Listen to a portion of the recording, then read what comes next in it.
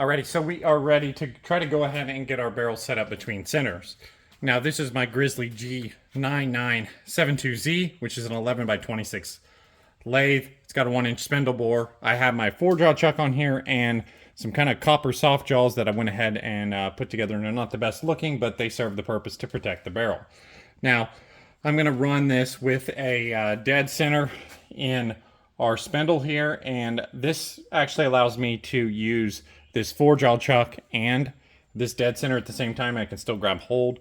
I was originally planning on using a lathe dog and a faceplate, but it looks like this is going to work pretty good, and it should be a little bit more secure. So I'm going to go ahead and basically get this center into the spindle, and then I was planning on using a live center, but because this barrel is currently cut down at 25 inches and this is only a 26-inch bed, we don't have enough room to do that.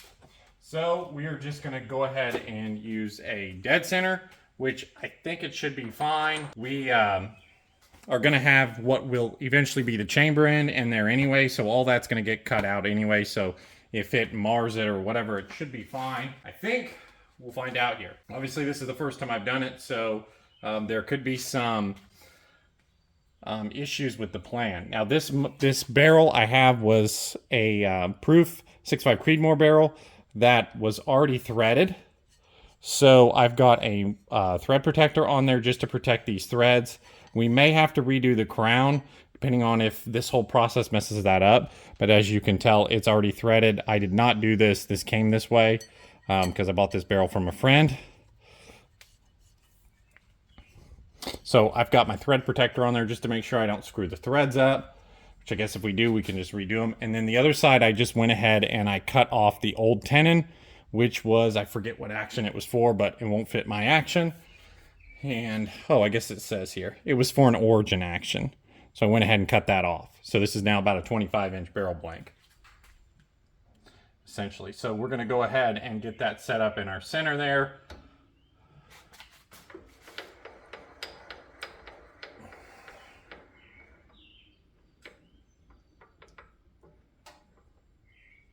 And I need to go ahead and tighten my tailstock down.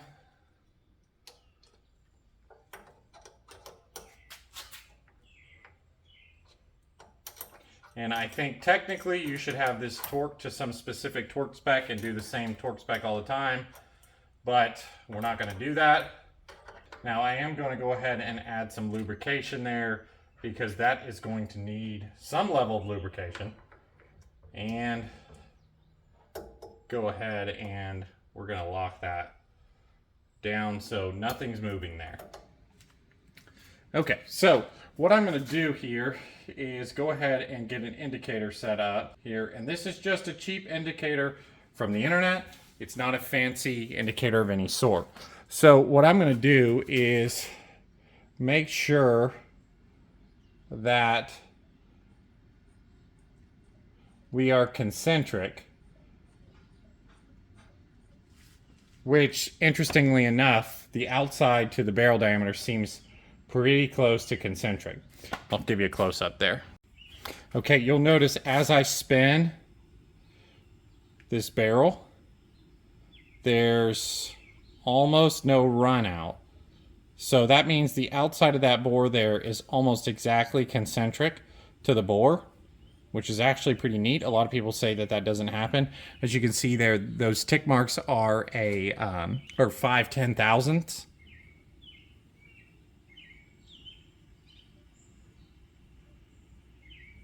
So as you can see there, we are less than 1,000th of run out there, which is kind of neat. So what I'm going to go ahead and do now, I'm going to go ahead and just basically snug these jaws up around this barrel, watching our dial indicator to make sure that we don't change. We don't accidentally essentially knock this off of center. All I want to do is go ahead and snug them up. And again, I am watching that indicator on the other side.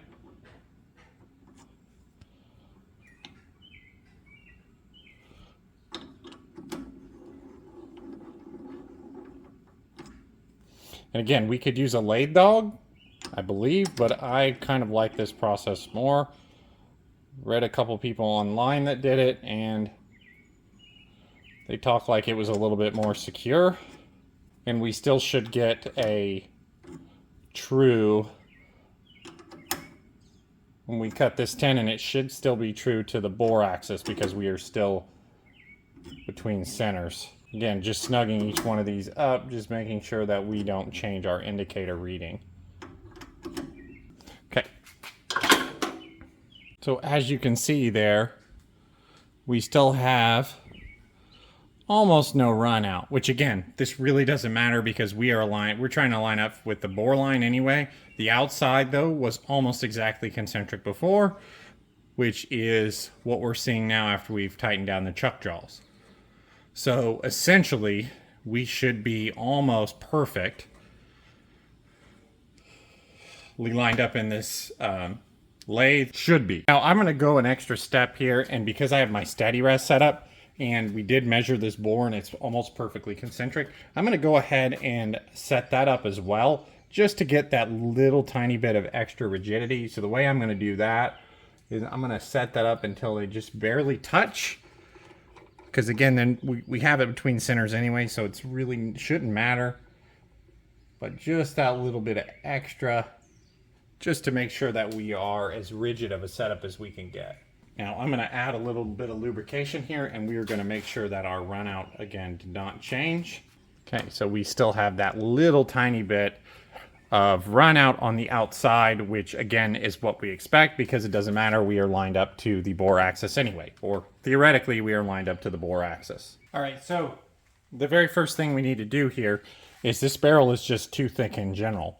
My Seekins Havoc Hit has a quick change barrel system in it, and just in front of the tenon, the barrel needs to be 1.210 inches for that to work. Right now, which this is just measuring with a basic caliper, but we are, so essentially that's going to have to be about there, and we are 1.255, right? So 1.255, 1.256. So clearly this isn't going to work. So what I'm going to do is take about 1.5 inches and turn that down to 1.210. All right, so I've got a basic turning tool there. We are going to use some cutting fluid. This is Tap Magic. And we're just going to go ahead and, well, first on, we're going to turn on the lathe and make sure that our setup's still good. Running this at 300 RPMs.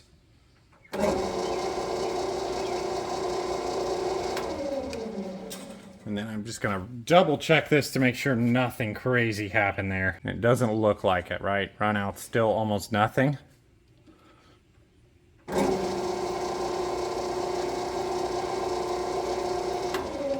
Okay, so we're going to go ahead and take a couple real light cuts. So we're at 1.25 basically, so I need to take, what is that, about 40 thousandths off. So what we'll do is we will just go ahead and touch off.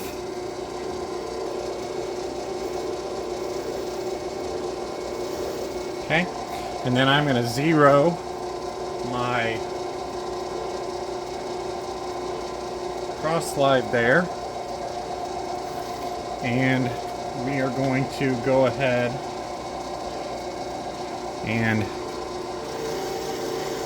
feed that in.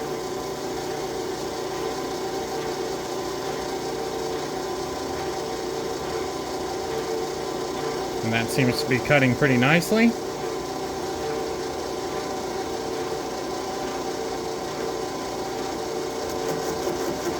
Now that's where there was some engraving on the barrel. And then I'm going to hand feed the rest because this carriage will bottom out on my steady rest there, and I want to see where that's at because I don't want to run this into that steady rest while it's feeding. I want to get an idea where that's at.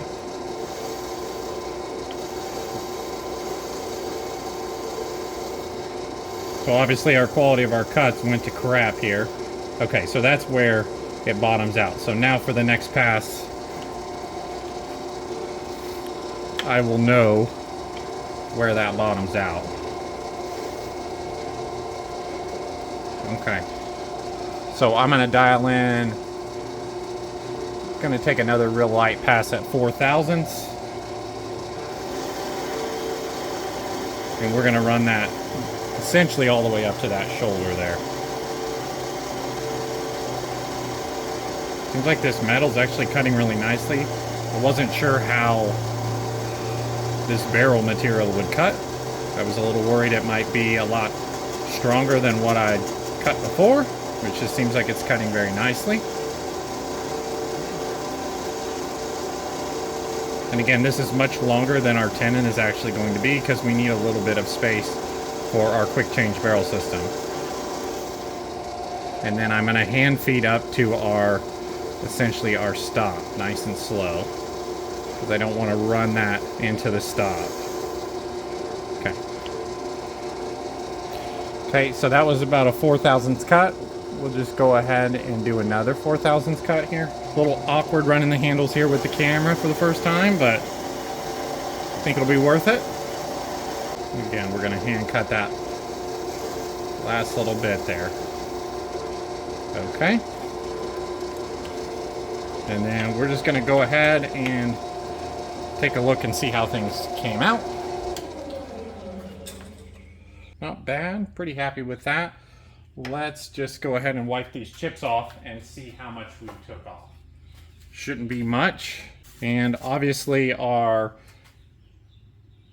speeds and feeds aren't perfect right here because our finish isn't real amazing, but that's okay for just trying to take a little bit off the end here, trying to get us close.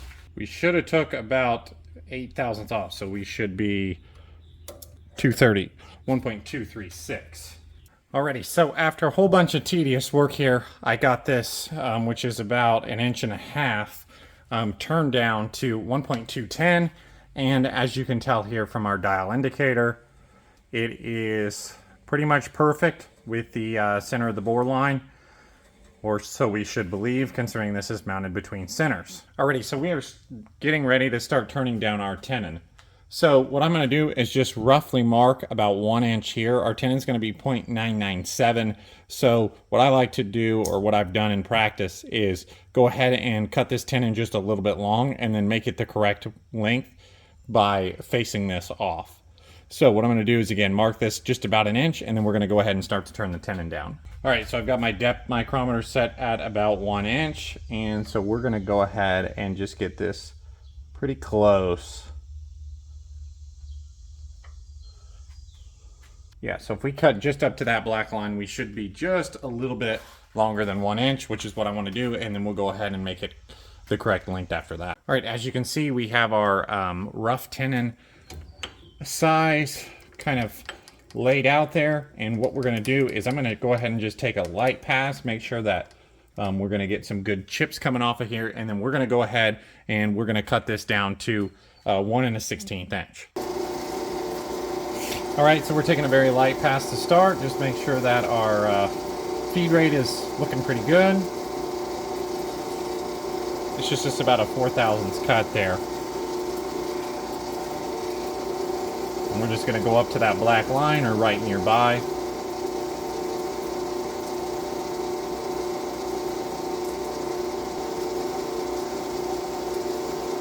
And I won't show you every single cut, but essentially we're going to cut down all the way down to that 1 1/16 major diameter. Okay.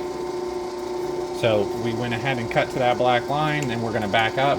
And I'm going to take a measurement of this, and then we're going to get it down to the tenon diameter. All right, now, so I've got the tenon cut a little bit long. It's just over 1 inch. Now I'm going to go ahead and try to cut the thread relief. It's supposed to be 0.125 wide by about 0.085 deep. So we're going to go ahead and try to take this tool and cut that thread relief.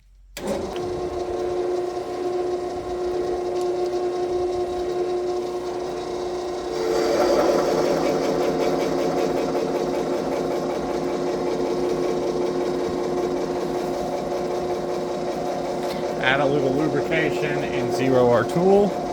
I want to see if we can cut this thread relief.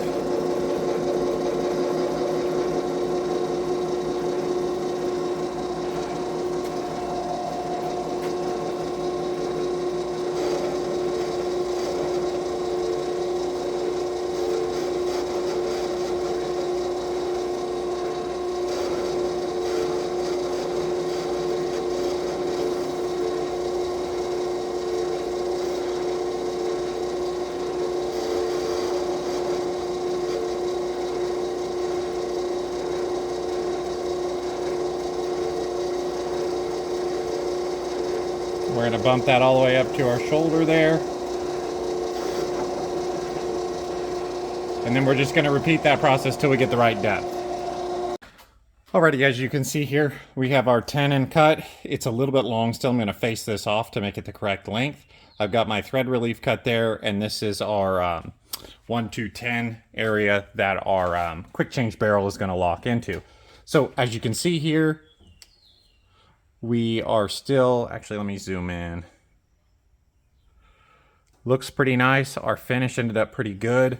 Thread relief turned out pretty good. I kind of had to work at both sides there because I don't think I have the right tool to actually make that there. So, and then if we move up to our, there we go, you can see our dial indicator. See if we can get it on a number there. As you can see, our tenon is cut almost perfectly true. Again, you can see that those tick marks on that dial indicator, and we have almost no run out, which I'm really happy with, considering this is the first time I've done this, and I'm really happy with our surface finish there.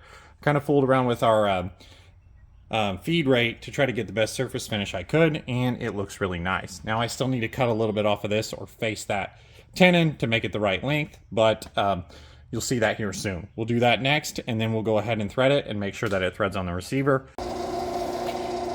All right, so now we're facing this off. We're trying to take off about 90 thousandths. We're gonna work in some small passes at a time.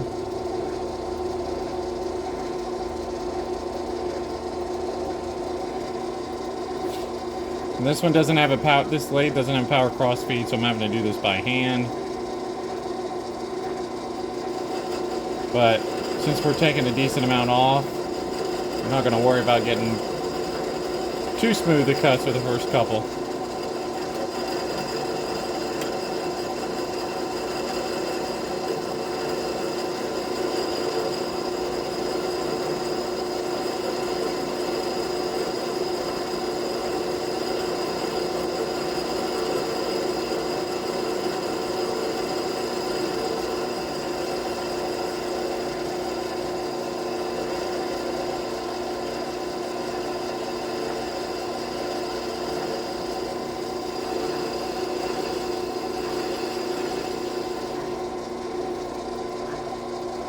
All right, so that's our first pass. We're gonna make a few more passes, then we'll go ahead and take a measurement. Alrighty, so get this carriage out of the way here. As you can tell, we have our tenon set up now. We got our thread relief cut. We've got our area that our quick change barrel is gonna tighten up on. All this is the correct diameter right now. Went ahead and put a little bit of a chamfer on the end here of our tenon as well. We've got it faced off. We've got it the correct length, 0.997.5. And I've got this dialed in to within a half. It's almost, probably not even within a half. It's probably closer than that. That needle's just barely moving. So we are ready to thread. Now I'm actually going to thread left to right here because the tool that I have, I don't want to accidentally run into this shoulder. And if I thread left to right, I'll have a lot more space to go ahead and stop our carriage before we run into our live center here. Now I've got to go ahead and change the gears out because I had this set up to get our good finish there. And so I got to go ahead and change those out, and then we will mark this with some black marker, and then we'll check the threads to make sure we're not crazy and we got the right thread. We're going for 1 1/16, 18 threads per inch. I've also got my action back here, so we'll test fit it as we go. Alrighty, so I believe I've got everything set up here. We've got our gears changed. We're on 1A, which should give us 18 threads per inch. I've got this tool basically upside down. We've got it as close to the center line as we can. with our tool holder, and I've got it just set up to make a scratch pass. And we're going to go ahead and we're going to engage and disengage the half nut, make a little scratch pass. I've got a little bit of black Sharpie on here, and we're going to pull out a thread gauge and see if everything is correct. So obviously we're going to we're going to turn the lathe in the opposite direction, or on my switch to the right versus the left. So we'll go ahead and give it a pass and see how things turn out.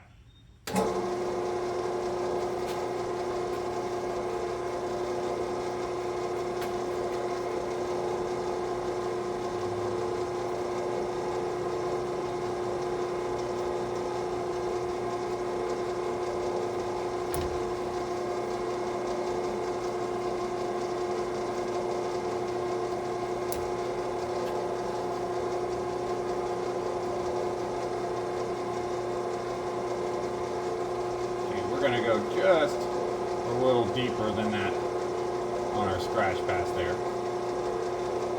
Just going to go 0.02 deeper there. That's pretty shallow there. It's going to be a little bit hard to see. And I'm using 5 on my half nut today. According to my lathe, I can use any number, but it seemed like 5 would be a good one to use today.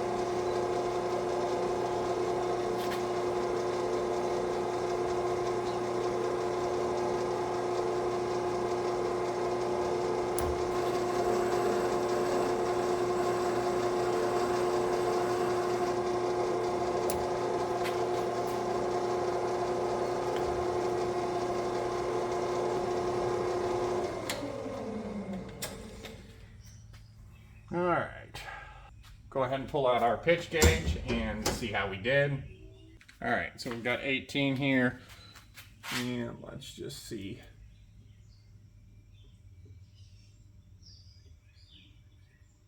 Okay, so it looks like we're not insane, and we set the lathe up correctly at 18 threads per inch. All right, so the way that I'm going to do this today is obviously we're threading from left to right. And what I'm going to do is we will zero our cross slide, and then we'll go ahead and we'll go in on the compound probably, maybe 4 or 5 thousandths on this dial, which is actually going to be less than that because we've got that angle. So I'm not going to show you all of these. I'm just going to show you a few passes, and as we get going, and I'm going to focus on trying not to mess this up. So I added a little bit of our lube there, and as stated, I want to go in about 8 for our first one. Not really going to matter anyway.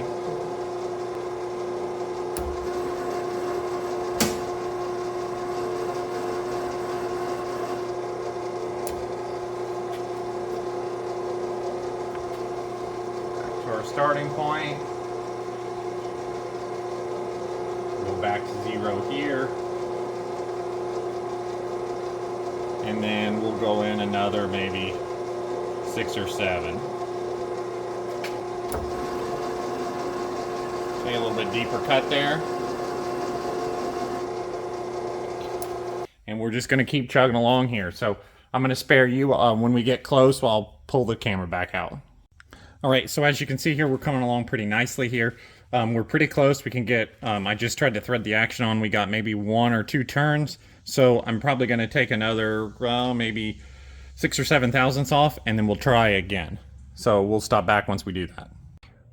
All right, so as you can see here, we went ahead and finished the threading on our tenon. Forgot to pull out the camera for it, but our action thread's on really nicely now, and we are ready to go ahead and do our chamber work. So this video is already pretty long, so I'm going to break this up into 2 parts. Next week, you are going to see us chamber and shoot this barrel. So hope you guys enjoyed this video. Apologize, it's pretty long. Could be boring for some of you, but I wanted to show the process today. So hope you guys enjoyed it, and we'll see you next time.